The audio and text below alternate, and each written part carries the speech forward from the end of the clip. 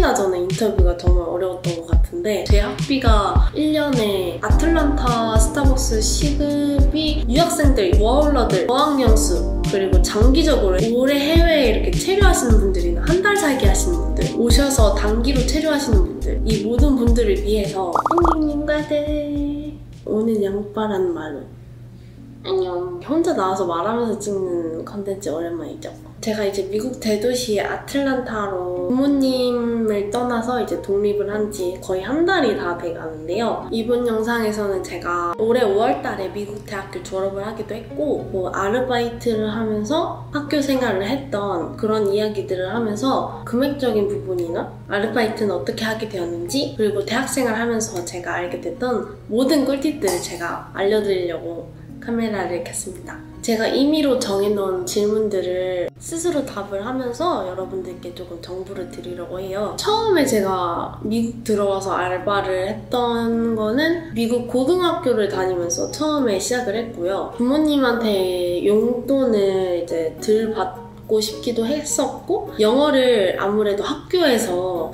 이제 친구들이랑 잘 지내면서 뭐 얘기도 많이 하면 많이 늘겠지만 플러스로 조금 더 제가 노력하고 싶은 부분이 있었기 때문에 미국에서 아르바이트를 하면서 조금 영어를 키워나가자 싶어서 아르바이트를 시작을 했고요. 처음 오셔서 미국 알바 시작하려고 하시는 분들께도 꿀팁, 인터뷰 할 때 어렵잖아요. 처음엔. 언제나 처음은 어렵지만 마루야! 특히나 저는 인터뷰가 정말 어려웠던 것 같은데 미국에 처음에 와서 와플하우스라는 곳에 인터뷰 면접을 넣었어요. 가서 제 레즈메를 드리고 저 인터뷰 보고 싶다라고 말씀을 드렸고 했는데 처음에 저 와플하우스가 어떤 곳인지조차 몰랐고 그냥 저희 집 바로 앞에 있는 게 와플하우스여서 거기를 갔거든요.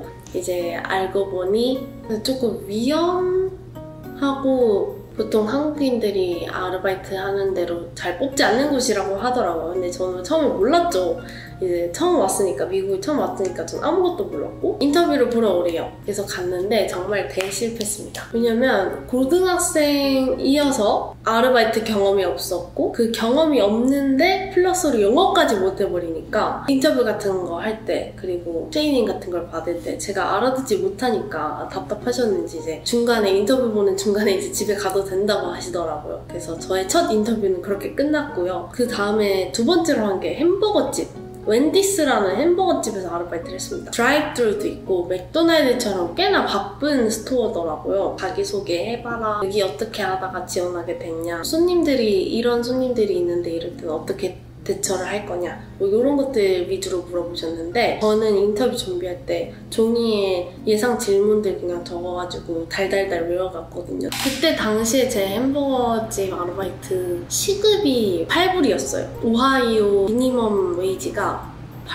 8불이었나 그랬을 거예요. 그렇게 일을 하다가 저는 대학교를 가게 됐고 이제 서빙 알바를 하기 시작했습니다. 요거는 이제 앞전 제 Q&A 영상 보셨으면 아시겠지만 제가 서빙 일을 하다가 스타벅스 일을 시작하게 된 계기는 갑자기 코로나가 왔어요. 2020년도에. 그래서 코로나가 와서 제가 일하던 가게에서는 더 이상 서버가 필요가 없게 되었고 저는 그렇게 이제 직장을 잃은 거죠. 그래서 그때 당시에 계속 운영을 하고 있었던 스타벅스에 지원을 하게 됐어요. 저는 처음에 스타벅스가 한국처럼 직원들만 뽑는다는 개념이 있었어요. 저도 막 바리스타 자격증도 필요하다고 들었던 것 같고 그때 당시 제 생각에 되게 들어가기 어려운 곳이라고 생각을 했었어요. 스타벅스는. 그래도 학교는 계속 다니면서 용돈벌이는 해야 되고 하니까 스타벅스 아르바이트를 시작을 했고요. 그래서 스타벅스 아르바이트 면접을 딱 보러 갔어요. 그나마 지금 햄버거집이랑 뭐 스시집이랑 이렇게 서빙 쪽으로 일을 했던 경험이 있다 보니까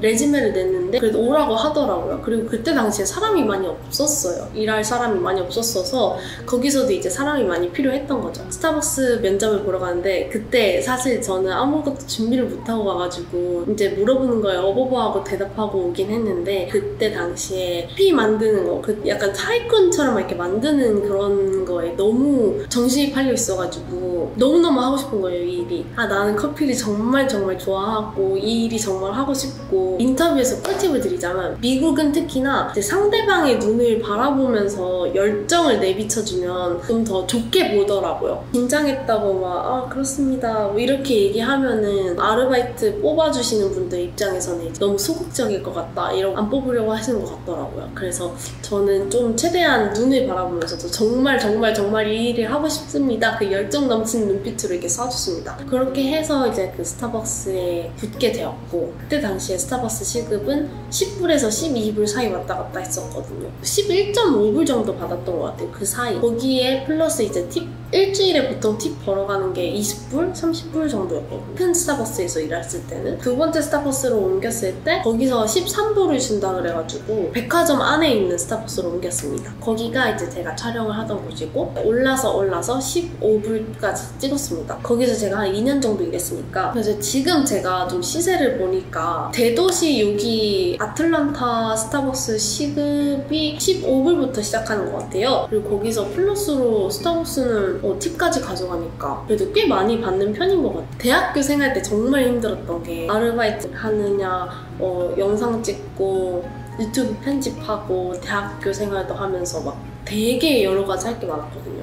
그래서 중간에 제가 스타벅스 아르바이트도 못하게 됐던 거고, 일도 일이지만 건강을 챙겨야 될 것 같아서 그렇게 그만두게 되었는데, 그때 당시에 제가 진짜 아침 8시에 학교 갔다가 한 3시까지 한 다음에 4시에 아르바이트를 가요. 8시에 끝난 다음에 집에 와가지고 편집까지 해야 되고 촬영까지 해야 되고 하니까 좀 많이 힘들었어요. 학교에 열중할 수 있는 시간이 없다 보니까 제가 받는 시급으로 먹는 거나 쓰는 거 충당을 할 수 있는데, 학교 학비까지는 제가 조금 힘들었어요. 제 학비가 1년에 12,000불 정도 했었거든요. 어느 정도 생활비는 벌 수 있다. 미국에서 생활하시면서 혹시 이제 유학생분들이나 일을 하고 싶다 하시면은 학교 안에도 스타벅스가 있고, 뭐 도서관 사서일이나 기숙사 짱 일하는 시간에 뭐 핸드폰 할 수 있고 컴퓨터 할 수 있고 하니까 과제도 할 수 있다고 하더라고요. 그래서 옛날에 고등학교 때는 제가 아르바이트를 방학 때 몰아서 했었는데, 대학생 되니 방학 때 몰아서 해도 조금 모자라더라고요. 그래서 저는 최대한 수업은 한 학기에 15크레딧까지만 듣고 다른 시간, 남는 시간에 아르바이트도 하고 그랬었습니다. 과제량도 3학년 되면 이제 점점 과제량이 많아지고 친구들이랑 다 같이 해야 되는 과제들이 많아지다 보니까 시간을 조절하기가 되게 어렵더라고요. 인터넷 강의를 하나씩 듣는 거였어요. 15크레딧을 듣더라도 인터넷 강의로 하나를 돌리면 조금 그나마 시간이 남더라고요. 그래서 그 남는 시간에 다른 과제들도 하고 뭐 아르바이트도 하고 그랬었습니다. 미국 대학교 졸업생으로서 유학생분들한테 이제 제가 꿀팁이자 정보를 드리고 싶은 건, 이제 미국으로 유학을 오셨을 때 최대한 많은 친구들과, 한국 사람이든 미국 사람이든 상관이 없어요. 최대한 이제 많은 사람들과 교류를 하면서 신뢰도를 쌓는 그런 기간이 필요한 것 같아요. 나의 실력이 뛰어나면 또 그것도 플러스겠지만 교류가 되게 굉장히 중요하거든요. 물론 이제 교수님이랑도 이런 교류를 할 수 있지만 친구들을 많이 만나서 나를 넓히고 교류를 하고, 그리고 이제 나중에 졸업을 했을 때 그 사람들의 도움도 받고 나도 도움을 주고, 이렇게 공생관계 최대한 많이 만들어놔야지 나중에 미국 대학교를 졸업하고 나서 되게 좋은 것 같아요. 왜냐면 저 같은 경우는 학교를 다닐 때 코로나도 겹쳤었고 되게 많은 일들이 있었어서 교류를 많이 못한 편이에요. 그래서 이제 나와서 해보니까 레퍼런스 없이는 조금 회사 어플리케이션 작성하는 게 되게 힘들더라고요. 코로나도 많이 없어졌고 미국은 다들 이제 마스크도 벗고 다니고, 여러분들은 이제 많이 바깥 활동을 할 수 있으니까 최대한 이제 클럽 같은 것도 많이 하시고, 한인들이든 미국인들이든 서로 간에 많은 교류를 하면서 지냈으면 좋겠어요. 그리고 지금 막 유학생활을 시작하신 분들께는 1학년이잖아요. 처음에는 아마 카운슬러들이 막 수업을 정해줄 거예요. 옆에 교수님 이름이 있잖아요. 교수님 이름이 Rate My Professor 웹사이트에 들어가서 이제 교수님 이름을 쳐보면 다른 학생들이 레이팅 해놓은 그런 기록들이 있어요. 좋은 선택을 하셨으면 좋겠습니다. 왜냐면 교수님도 되게 중요하거든요. 그 학교 생활하는데 Rate My Professor 엄청 정확하진 않지만 그나마 좀 믿을 수 있는 걸 한 다음에 다시 한번 카운슬러랑 이야기를 하면 이제 또 바꿔달라고 하면 또 바꿔줄 거예요. 빨리 이야기를 해야지 웨이트리스트도 빨리 넣고 이제 그 수업도 빨리 들어가고 할 수 있으니까. 그 생각 외로 첫 주에 드롭하는 학생들이 되게 많아요. 그러니까 웨이트리스트에 있다고 너무 걱정하시지 마시고 그런 거에 대해서는 카운슬러랑 상담을 하시면 되거든요. 그래서 카운슬러랑 최대한 많은 이메일을 주고받는 게 대학생활의 꿀팁이라고 생각합니다. 저는 원래 전공도 바뀌면 카운슬러도 바뀌거든요. 바뀐 카운슬러랑도 최대한 많이 교류를 하려고 노력을 했고 항상 찾아갔었어요. 나 이 수업을 듣고 싶은데 여기 넣어줄 수 있냐 했을 때 막 그렇게 넣어줄 수 있는 카운슬러도 있어요. 그러니까 최대한 많이 대화를 해보시는 게 막 처음에 이 수업 못 들었어, 이게 못 들어갔어 했을 때는 카운슬러랑 먼저 상담을 하고 그리고 그 수업의 교수님과 컨택을 해가지고 그 수업을 들을 수 있게끔 할 수 있는 방법도 있으니까 최대한 많이 이메일을 하는 게 방법이라고 생각을 합니다. 그래서 제가 이번에 진짜 유학생들, 워홀러들, 어학연수 그리고 장기적으로 올해 해외에 이렇게 체류하시는 분들이나 한 달 살기 하시는 분들, 오셔서 단기로 체류하시는 분들, 이 모든 분들을 위해서 해외 송금 펜테크 기업 와이어바일리가 비자와 함께 만든 해외 결제 전용 선물 카드를 제가 갖고 왔어요. 짜잔! 카드도 엄청 예쁘게 생겼죠? 초록초록하게 생겼는데 이 카드입니다. 미국에서는 은근 현금 사용하는 일이 많더라고요. 바리스타로 일을 해본 경험으로는 팁은 현금으로 최대한 드리는 게 훨씬 기분 좋은 것 같아요. 카드 팁은 바리스타한테 이제 들어가는 경우도 드물고 그리고 현금 팁이 이제 오히려 미국은 현금도 많이 쓰고 하니까 더 좋다고 생각을 합니다. 근데 제가 한국 신용카드나 체크카드로 ATM에서 돈 뽑으면 수수료가 붙더라고요. 그래서 월 누적 출금액이 500불 미만이면 ATM 출금 수수료가 안 붙는 와이어바일리 글로벌 카드로 돈을 뽑으려고 합니다.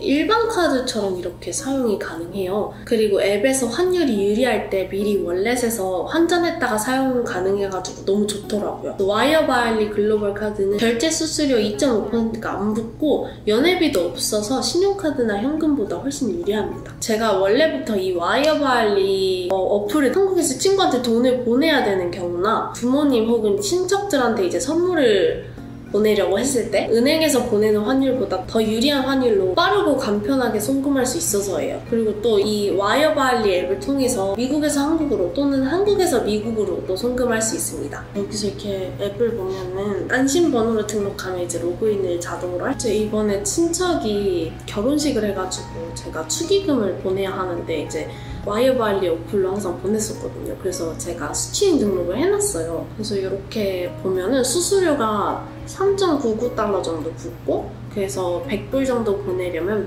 103.99달러 정도 붙습니다. 송금 한 번 할 때 보내는 금액이 1000불 이상이면 이제 또 수수료가 무료라고 하더라고요. 미국에서 송금하는 고객분들을 위해서 로열티 프로그램이 있어가지고 로열티 등급에 따라서 또 수수료 혜택을 또 받을 수 있대요. 미국에서 저같이 장기 체류하는 유학생분들이나 이제 워홀러분들 그리고 주재원분들이나 또 뭐 한 달 살기처럼 단기 체류하시는 분들께도 정말 좋은 어플인 것 같아요. 로열티 등급별 혜택은 여기서 이제 볼 수 있습니다.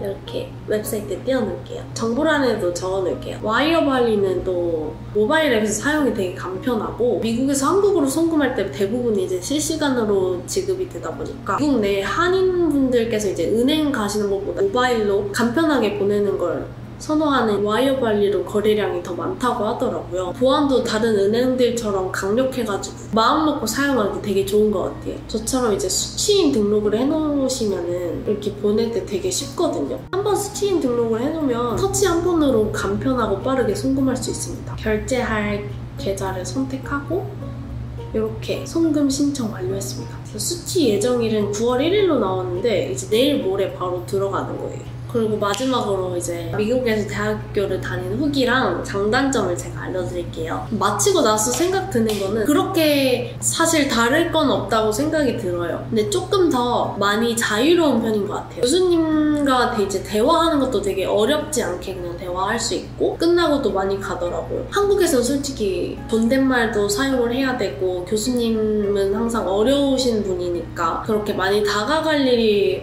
없다고 많이 그러더라고요. 이제 미국 같은 경우는 교수님들이랑도 이제 그냥 아침 인사하듯이 Hi, good morning, 뭐 how are you, how was your day? 막 이러면서 물어보는 경우 되게 많고 그냥 일상적인 대화 뭐 you 왔어? 막 이러고 다니는 친구들도 있고 하니까 엄청 자유로운 편인 것 같아요. 그래서 조금 더 편하다는 점? 모르는 게 있으면 즉각 이야기하고 사람들이 발표도 엄청 잘해요. 손 들고 대답하는 경우도 허다하고 엄청 큰 강의실이더라도 모르는 게 있어서 물어봤을 때 이제 사람들이 쳐다보거나 그런 경우는 잘 없고 그냥 다들 자기 할 일 막 열중하고 하고 있어요. 조금 더 자유로운 분위기에 발표가 되게 많다는 점. 근데 이게 정말 힘들었어요. 이게 장점이다 단점인데 발표를 많이 한다는 점. 틈만 나면 발표해요. 이제 너 생각은 어때? 이런 물어보는 것도 발표가 될 수도 있지만 파워포인트를 만들어서 발표를 되게 많이 해요. 진짜 시도 때도 없이 해요. 사실 고등학교 때도 발표를 되게 많이 했던 것 같아요. 왠지 모르겠는데 그 발표가 엄청 저한테 스트레스였거든요. 왜냐면 앞에 나와서 이제 영어로 발표를 한다는 것 자체가 한국에서는 영어 시간에 나와서 발표하는 거랑 똑같은 거잖아요. 그냥 그게 일상적으로 되게 많은 거예요. 막 집에서 엄청 연습하고 종이 안 보는 연습해야 되고 거의 스피치 하듯이 다 외워서 가야 되니까 저는 한 번이라도 그냥 파워포인트를 한국어로 발표를 하고 싶은 거예요. 그 모국어가 아닌 거에 대한 그 압박감이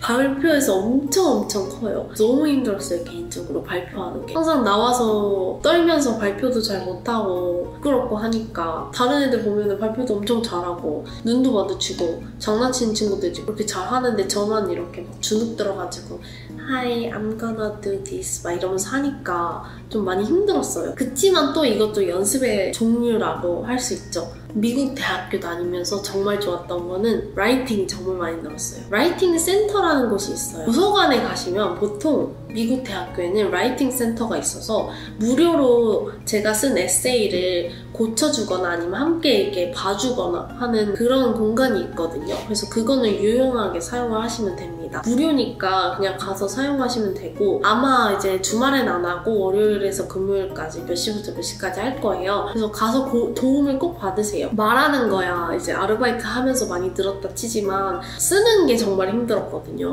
근데 이제 에세이 쓰면서 엄청 많이 늘고 쓰는 거가 아직 익숙치 않으신 분들이나 좀 힘들다 하면은 라이팅 센터 꼭 가셔서 도움을 받으시기 권장드립니다. 보시면은 정말 라이팅 그 자체스러울 것 같잖아요. 대학교는 조금 더 개인주의적이에요. 옆 사람 신경을 잘 안 쓰고 이제 자기 친구들끼리 그냥 놀고 도서관 같은 데 가면은 혼자 이렇게 하고 있으면은 그냥 말 거는 경우는 잘 없어요. 있다! 이거 의자 가져가도 돼? 약간 이런 딱히 막 나 너랑 친구하고 싶어 뭐 이렇게 말 거는 경우는 한국인들끼리는 그럴 수 있다. 한국인들끼리는 혹시 한국 사람이세요? 이러고 물어볼 수 있는데 이제 미국인들이 막 와서 말 거는 경우는 많이 없더라고요. 그래서 수업에서 최대한 이제 옆에 친구랑 말을 많이 하거나 하시는 게 좋을 것 같아요. 이렇게 아틀란타로 와서 첫 질문과 대답 영상을 촬영을 해봤는데 여러분들께 좋은 대답이 되었을까요? 항상 이렇게 제 채널에 와주셔서 시청을 해주셔가지고 너무너무 감사드리고 저는 또 좋은 영상으로 찾아뵙겠습니다. 안녕!